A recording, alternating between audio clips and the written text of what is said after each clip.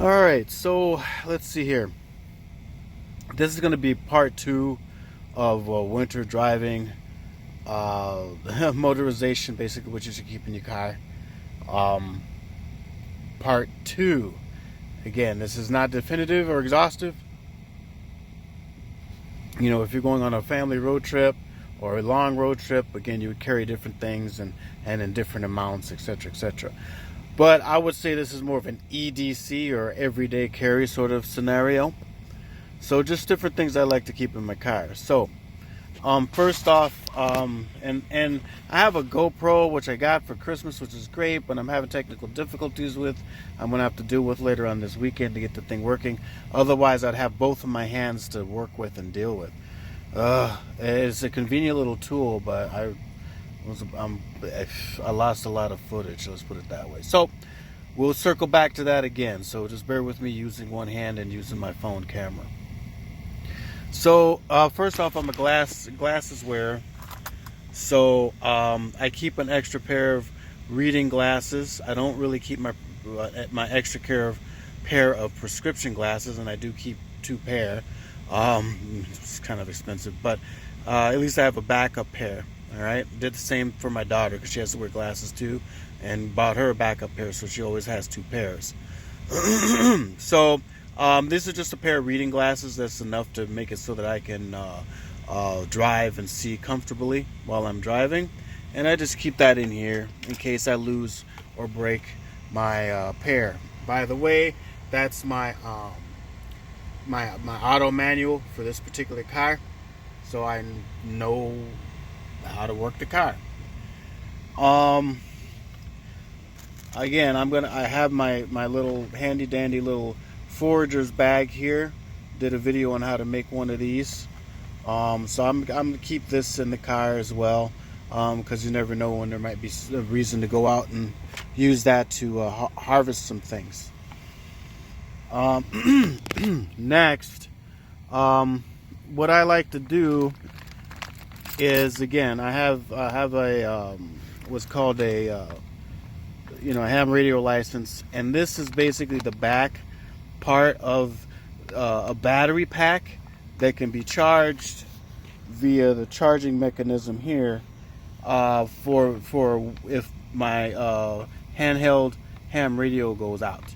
So I keep this in the car because, of course, that's where it belongs. It's a Baofeng Tech battery eliminator. So you can see the information here, BL-5 for 5RF8 series. So this will be a handy dandy little tool if and when necessary. So again, I'll just stack that in there, and as I go, I'm just going to start stacking stuff. Next, because it just makes logical sense to stack stuff, I have my little charging pack here, and my charging pack, comes with a cool little, nice little cover or container. I have a charging pack for smaller devices like my cell phone. I have a larger one that actually is it's actually a solar powered one with magnetic gimmicks on it. I may show that later at a later date, but again, I'm not into product reviews and all that kind of stuff. I know there's money and all that kind of stuff into that, but I don't know. Again, this still is a primitive technology channel. I'm just doing some resilient living tips. And again, basically, these are just all the fix-ins for if I need to charge a device. And if you notice, this is for the Class C type adapters that go on to the ends of these sort of smaller first gen adapters. If you're familiar, if you can see that. So some of these are good to have around. And this pack also came with this adapter that, again, is a cigarette holder adapter, or a cigarette lighter adapter thingy, which I use for when I need to charge my phone and other electronic devices. So this is something like this. Again, this also comes with a double cigarette adapter USB port gimmick here in case you have two people or more that want to have to charge their whatever the mobile device is. So this is indispensable because you do run out of juice at inopportune times, and it kind of sucks when that does happen. I'll just close this up here, and then I can stack this in here like that. Okay. Next, these gimmicks here. This one I got in Japan. Face covering, I guess, for smoke inhalation or whatever they're used for. I'm not going to get into that, but I have one, and I wish I had bought more when I was in Japan because I actually do like these if I have to put one on my face. So this kind of goes in here, and again, for those people that must comply, I keep a pack there. But again, that's a whole nother conversation. Won't go into that out of the scope of this my channel. So next we get into some of the smaller devices. So again, as discussed in the previous video, I have these hand warmers. Again, I don't care what brand or whatever. It's just hand warmers for inside the car, so I don't have to go outside the car unnecessarily. Okay. So I can just take these and kind of stash those on the side. Napkins or tissues. Again, we talked about the uses of these, both for sanitary purposes as well as making fuel for fire and stuff like that. Playing cards. All right, yeah, playing cards. If you're stuck on the road for hours and you got people in the car to play with you, or if you're really good at solitary, then at least you have something to occupy your time. All right, it's nice to have, if your lights work, then you have your lights, or if you have a lantern like we talked about in the previous video, that should work just as well, so you can see. All right, talking about that sort of thing, I do keep a headlamp in here. So this is a pretty good hand lamp. Again, you have to be mindful of batteries and battery usage. If this is not solar powered or whatever, then you need to make sure that you keep a supply of batteries and you check the efficacy from time to time. So I could put this headlamp on, which will be useful if I have to work on the car or go ruffling around in the tree line or something like that. So just keep that in here. Flashlight would be good as well. Some of the smaller items here. I've got some ibuprofen. We start to talk about that sort of stuff when we get into the med pack. There's a good pain reliever if necessary. I've got NoDoz, which is basically caffeine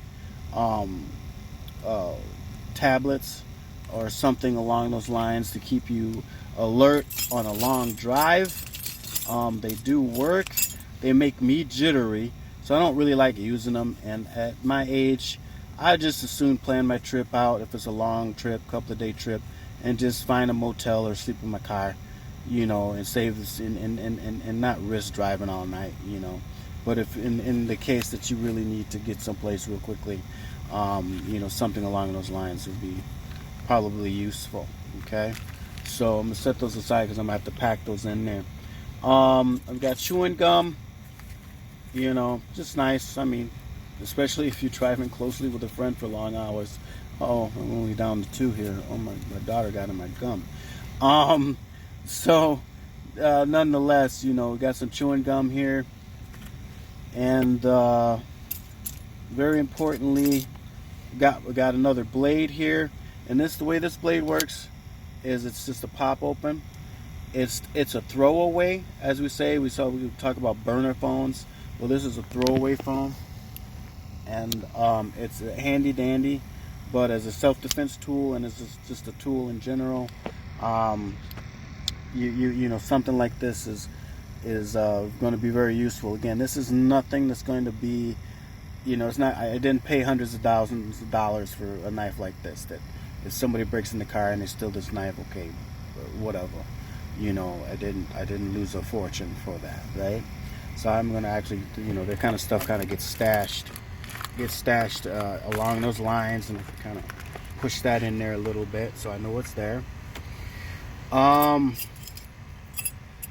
like kitchen gadgets, and I like camping gadgets, to be honest. So this is a multi-tool. You got kind of wrench holes on here, and bottle opener, can opener. It's a spoon, it's a spork, it's a fork, and I've attached a carabiner to it so I can attach it to my pack or my belt line, or, you know, if I need to open up a can of soup, at least I don't have to get my hands all funky. Swiss Army knife makes a nice little tool that has a spoon and a fork on it as well. Okay, so, and again, I just tuck that into my glove box. Again, you know, pair of scissors. They're, you know, these come in handy. They're not big and sharp, but they're small enough to where they will be useful if necessary. We get into can openers, right? So this kind of can opener is designed. Let me put these things away so they're not distracting in the background. Again, I just tuck those away in there. The can opener here, again, it's got a carabiner on it. It has a corkscrew on here for opening wine bottles. It has a pry bar on here. A pry bar on here for opening pop bottles. And then, of course, there's a little blade on here, and that's what you use to score to open a wine bottle or something along those lines. You never know when you're going to need something like this, right? Go on a picnic and all of a sudden, oops, I forgot, you know, I'm trying to be all romantic and I don't have, you know, the tool to open the freaking wine bottle. Okay, whatever. So, keep one of those. I would rather have a big twister one, which I do keep from time to time. I do keep a twister one in there. I just haven't put it in there, so note to self to put the twist can in there, twist can opener in there, especially for the food stuff that I have. Speaking of which, one of these is very handy. They're extremely cheap. Again, you just this will help make your hobo stoves for making fire. Help you open up your canned goods if you need it, or whatever kind of tool you need to pry stuff open. So these are just, and these you can get pretty much anywhere for like less than $1. Okay, so again, I just tuck that in there, and again, notice a lot of these items are up front here, so that I don't have to get out of the car to get at them. Okay, so, you know, you have to kind of think strategically about where things should be placed in your car, in case you're really snowed in tight, or you're in a stealth mode or something like that, and you don't want to be getting in and out of your car like that. This is kind of not a big deal, but it's just an extra key that I keep. You know, sometimes you need to keep your extra keys for certain things in your glove box, and that goes there. Fire making tool. All right. So again, if I have both my hands, I could strike this and show you that it works. One side, the way this works, one side is for cerium rod, so it makes this powder that is highly combustible. And then on this side is the actual metal that drives the spark, that ignites the chemical. So it makes it easier for you to make a fire without matches, in case you don't have matches and that sort of thing. I usually keep a lighter in here, a lighter with duct tape. Forgot to pull that out, but you know, this is a backup for that case. I usually keep loaded lighters, and then a backup lighter, or excuse me, loaded matches. All right, so that's matches wrapped with cotton dipped in wax, and they once you ignite them or strike them, they stay lit longer and harder and hotter. And actually, you take 3 or 4 of those matches, those wood matches, wrap them with cotton, dip them in wax, and then you can store them, and you can pretty much light them almost in most circumstances, and it creates a bigger, brighter, and longer flame. I have a video on that, how to make those. And again, just note to self, as I'm doing this video, kind of stream of consciousness, something I just need to pack in here. And I did have my lighter in here, but it's in the house at the moment, so I need to bring that back out here. Okay, so lastly, moving along, kind of lastly, as I tuck these other items in here. Again, Road Atlas. Again, as you can see, it's beat up and worn. I need a new one because they update these things frequently, and this is some of my daughter's old drawings, having a crayon sitting in the back of the car when we go places. So, but yeah, this Atlas has seen its days, and I probably need to get a new one that's more updated. But an Atlas is a good thing to have in your car, and or a city road map, especially a city road map, for alternate routes in case you get stuck somewhere or you're trying to get out of somewhere. And this just actually goes in the back seat, to be honest, or the back cover.